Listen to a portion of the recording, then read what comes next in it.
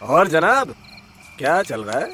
जनाब, हिंदुस्तान में तो फॉग चल रहा है। दोस्तों, एक समय था जब ये एड इतना ज्यादा फेमस हो गया था कि अगर हमसे कोई पूछता कि इंडिया में बता क्या चल रहा है तो हम कहते हैं फॉग चल रहा है। इस 30-40 सेकंड की एड की वजह से तो फॉग कंपनी की आज जो है 10,000 करोड़ की नेटवर्थ है। साल 2009 में दर्शन पटेल नाम के एक गुजराती ने विनी कॉस्मेटिक नाम की कंपनी शुरू की थी। इससे पहले दर्शन अपनी फैमिली के साथ पारस फार्मास्यूटिकल नाम के एक बिजनेस चला रहे थे, लेकिन उन्हें इस बिजनेस से बाहर निकाल दिया गया। अब दर्शन को सब कुछ जीरो से शुरू करना था। उनके पास डिओड्रेंट लॉन्च करने का एक इनोवेटिव आइडिया आया, लेकिन प्रॉब्लम यह थी कि उस वक्त भारतीय डिओड्रेंट मार्केट में 500 से भी ज्यादा ब्रांड्स की भीड़ थी। इंगेज, एस, पार्क्स एवेन्यू, ये सभी उस समय के काफी बड़े ब्रांड्स थे। लेकिन दर्शन पटेल ने हिम्मत दिखाई और 2011 में अपना प्रोडक्ट फॉग लॉन्च कर दिया, जिसका मतलब था fragrance of goods boys and girls. शुरुआत के 2-3 साल तक कुछ भी बड़ा नहीं हुआ, इसलिए दर्शन ने सोचा कि फॉग को थोड़ा यूनिक तरीके से बेचना पड़ेगा, उसे यूनिक तरीके से बनाना भी पड़ेगा, वरना सब कुछ खत्म हो जाएगा। उन्होंने ऑब्जर्व किया कि जो बाकी ब्रांड्स हैं अपने एडवर्टाइजमेंट में ये दिखाते हैं कि डिओड्रेंट लगाने से मेल के पास फीमेल आकर्षित होती हैं, और ये सारे एडवर्टाइजमेंट फैमिली के साथ बैठकर नहीं देखने लायक होते हैं। दूसरी चीज उन्होंने ऑब्जर्व किया कि मार्केट में कस्टमर इसलिए परेशान है क्योंकि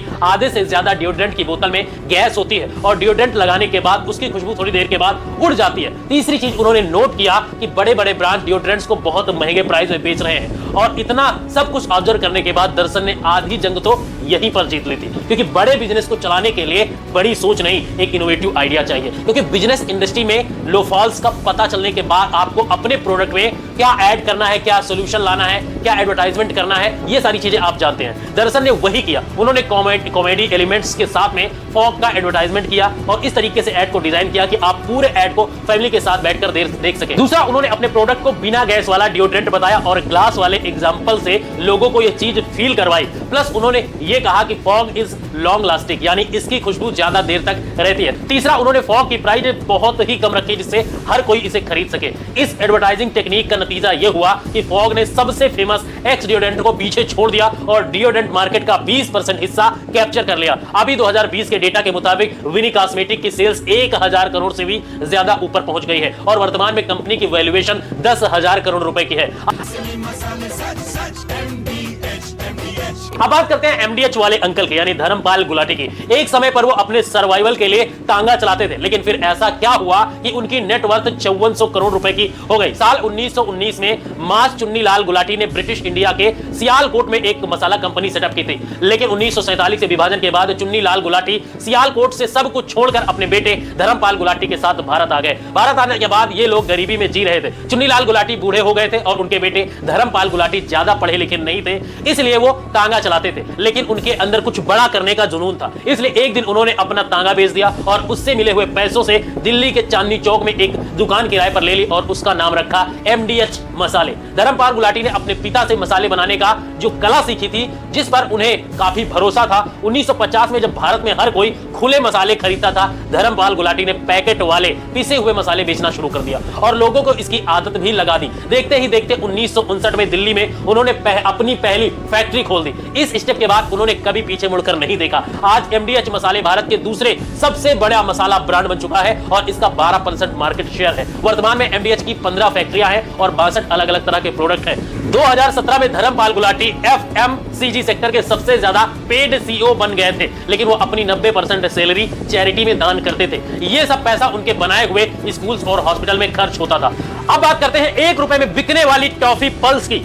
पल्स टॉफी की सबसे इंस्पायरिंग बात यह थी कि यह सिर्फ 1 रुपए की है और लॉन्च होते ही पहले ही 6 महीने में 100 करोड़ रुपए का बिजनेस कर लिया था। इसकी सक्सेस का एक राज इसका यूनिक टेस्ट है। करीब 2 साल तक पल्स टॉफी की फाउंडर डीएस ग्रुप ने इसके टेस्ट पर रिसर्च किया था। इसे सीखने को मिलता है कि अगर आप किसी भी चीज को देर तक रिसर्च करते हैं, समय लगाते हैं, तो प्रोडक्ट अच्छा बनता है। डीएस ग्रुप को पता था कि भारतीय toffee market, apple, mango bite, काफी तमाम ऐसे ब्रांड्स हैं जो रूल कर रहे हैं, इसलिए बिना किसी स्ट्रेटजी के अगर वो अपनी टॉफी लॉन्च करते हैं तो वो डेफिनेटली फ्लॉप हो जाते हैं। डीएस ग्रुप ने ऑब्जर्व किया कि भारत में लोग कच्चा मैंगो जैसे टॉफी के बड़े दीवाने हैं। बच्चे, बूढ़े, जवान, हर किसी को कच्चा आम पर नमक मिर्च डालकर खाने का शौक है। इस पॉइंट को पकड़कर डीएस ग्रुप ने सोचा कि अगर इस टेस्ट को टॉफी बनाकर बेचा जाए तो हर एज के ग्रुप लोग हमारे कस्टमर बन जाएंगे। बस फिर क्या था, उन्होंने पल्स टॉफी तैयार कर दी, जिसे मुंह में रखते ही सबसे पहले कच्चे आम का स्वाद आता है, फिर नमक का टेस्ट आता है और अंत में मिठास का एहसास होता है। डीएस ग्रुप का एक और प्रोडक्ट था पास पास, जो पहले ही मार्केट में काफी फेमस था। उन्होंने पल्स टॉफी के रैपर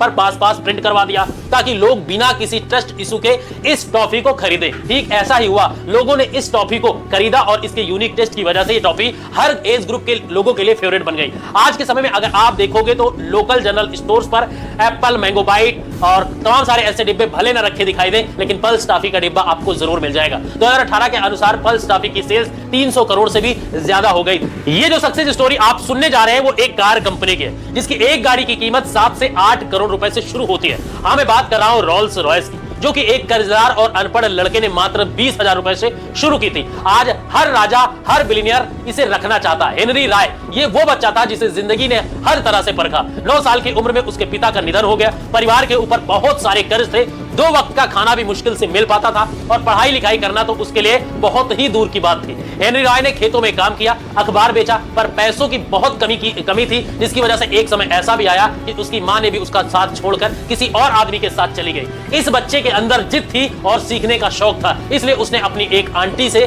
कुछ पैसे उधार लिए और ग्रेट नॉर्दर्न रेलवे में इंजन और मशीनों को चलाने की ट्रेनिंग शुरू की। 3 साल बाद जो भी पैसा उसने उधार लिया था वो सब कुछ खत्म हो गया और उसकी ट्रेनिंग भी बंद हो गई। फिर 17 साल की उम्र में उसे electric light and power company में नौकरी मिल गई, जिसमें उसे नाम मात्र की सैलरी मिलती थी। लेकिन हेनरी पैसों पर नहीं, स्किल डेवलपमेंट पर, काम पर ध्यान देता था। वो ज्यादा से ज्यादा सीखना चाहता था, चाहे वो कोई भी किताब हो, कोई ट्रेनिंग हो, कोई नौकरी हो, बस उसका एक फोकस था कि उसे सब कुछ सीखना है। नौकरी के पैसों से उसने अपनी इंजीनियरिंग की पढ़ाई पूरी की, लेकिन इसके बाद वो नौकरी भी उसके हाथ से चली गई। जितना बुरा उसके साथ होना था हो चुका था। अब वक्त था पैसा कमाने का, क्योंकि उसने अपनी स्किल अपनी रगों में बसा ली थी। उसने अपने एक सहकर्मी के साथ मिलकर इंजीनियरिंग टूल्स बनाने वाली एक कंपनी शुरू की। पहला प्रोडक्ट डोरबेल बनाया जो मार्केट में हिट हो गया। फिर उसने इलेक्ट्रिक क्रेन और इलेक्ट्रिक जनरेटर डिजाइन किया। इन दोनों से भी उसने खूब प्रॉफिट कमाया। इस समय तक मार्केट में पेट्रोल से चलने वाली कार्स आ चुकी थी। अब हेनरी के दिमाग में अपनी खुद की कार बनाने का आइडिया आया। उसने अपनी कार का इंजन और बाकी डिजाइन खुद से की। यही कार आगे चलकर रॉल्स रॉयस बनी, जिसे खरीदने के लिए आज राजा महाराजा की भी लाइन लगती है। 2024 में रॉल्स रॉयस का $12 बिलियन से भी ज्यादा का मार्केट कैप्चर हो चुका है। निरमा से आए रंगीन कपड़ा भी खिल खिल जाए, सबकी पसंद निरमा। इस वॉशिंग पाउडर निरमा की शुरुआत करसन भाई पटेल ने अपनी साइकिल से की थी। घर घर जाकर ये निरमा डिटर्जेंट बेचते थे। इन्हीं करसन भाई पटेल को 2019 में फोर्ब्स ने इंडिया के टॉप 30 रिच पीपल में शामिल किया था। 21 साल की उम्र में केमिकल इंजीनियरिंग की पढ़ाई पूरी करके करसन भाई पटेल एक लैब टेक्नीशियन की नौकरी करते थे।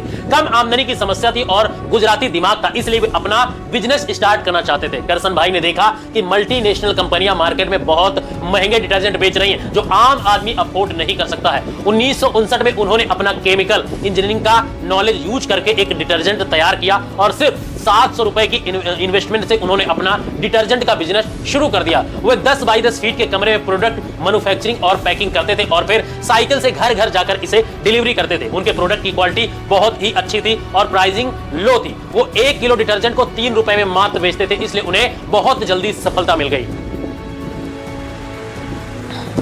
अगले 3 सालों तक अपने बिजनेस के लिए उन्होंने साइकिल से वन मैन आर्मी का रोल निभाया। बहुत सारी लोकल पॉपुलैरिटी के बाद उन्होंने अपनी फैक्ट्री सेटअप कर ली। उस वक्त हिंदुस्तान यूनिलीवर का सर्फ ब्रांड मार्केट में राजा था, जिसकी प्राइस 15 रुपए पर किलोग्राम थी, लेकिन 1 किलो निरमा मार्केट में सिर्फ 3 रुपए में मिल जाता था। इस कारण मिडिल क्लास ने इस डिटर्जेंट का परमानेंट यूज करना शुरू कर दिया और इसकी क्वालिटी बहुत ही अच्छी थी, तो ये वर्ड ऑफ माउथ से और भी पॉपुलर होने लगा। फिर देखते ही देखते 1 दशक के अंदर निरमा भारत का सबसे ज्यादा बिकने वाला डिटर्जेंट बन गया। आज निरमा का एनुअल बिजनेस 7,000 करोड़ का है, जो शुरू हुआ था 10 बाई 10 फीट के कमरे से।